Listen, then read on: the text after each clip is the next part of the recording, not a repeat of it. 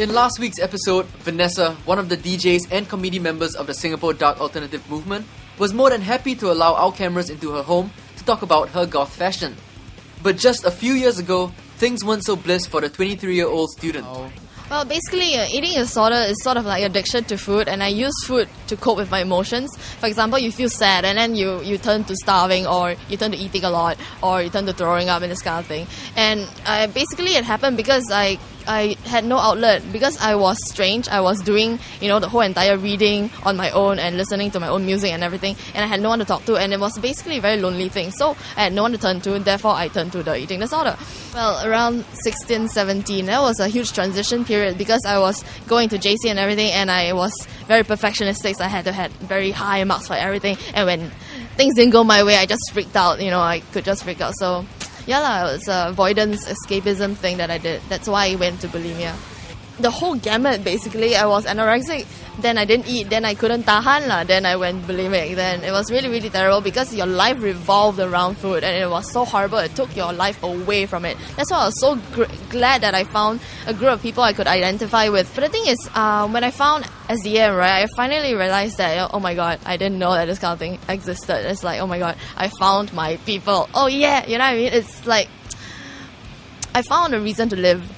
Yeah, I found a reason to get out of the whole entire rut of addiction and everything, and I sort of put my passion for the eating disorder into SDAM, so that's how it made me better.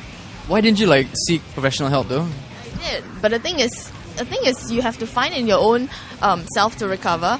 You have to find a motivation, as in people could tell you, oh, you have to do this, you have to eat this much, you have to stop throwing up. You've got to find your own way of making it work. So SDM was sort of my way. You found SDM through an event or through the website, or how was it? Actually, very surprising. It was sort of fated, I think, because my friend told me there was a flyering job for SDM, so I'm like, hey, why not? I get to dress up and get money. Okay, fine, I'll do it. Then that's actually how it started. Then I just joined the event and said, oh my god, this is so cool and I need to go, and I just went. Who exactly sort of helped you get through your eating disorder? Well, it's a combination of everybody in SDM maybe, because when you join this group, you find a lot of people that you can identify with and you can talk to them really easily, and some of them actually share the same things as you do, and you can actually talk openly because we are very accepting about disorders or dysfunctions of any kind, because most of us have actually gone through this kind of shit so. If medication didn't help, psychotherapy didn't help, then how does a group of people, are they like a support group? Do they sit down and talk to you? Do they say, oh no, you don't eat, or yes, you can eat, or what? As in, you just accept me for who I am no matter what I do. I mean, I could be binging and purging to hell or whatever, and they'll still be like, okay, fine, you're still a person, we love you anyway. That's the thing that we need, It's not like, oh, I want to help you by controlling your food or whatever. It's not, you just have to be felt to made to feel that you're okay as a person, no matter what you do. And now are you still bulimic? Do you have any eating disorder? Yeah, residual. I still think about these things, but it's really, really getting better. As in, I actually have hope that I can live a normal life.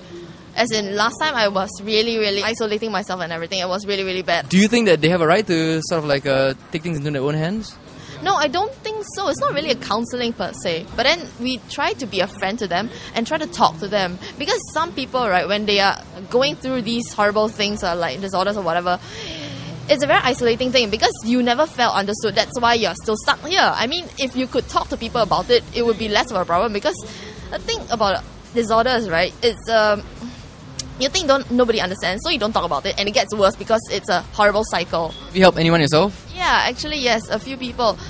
This other girl, right, she's quite depressed, so I kind of just kept talking to her because I knew that, this kind of thing is, she won't want to talk to me, so I have to keep talking to her, She might push me away, but I'll still keep talking to her because that's how to deal with it. And this other friend of mine who has sort of an eating problem also, so, you kind of know that when the person is falling, and so you just try to keep talking to them, try to talk, it's okay, it's going, my darling, it's okay, chill, kind of thing. Next up, we talked to the community to find out their opinions on the Singapore Dark Alternative movement and how in some small way it has helped them as well.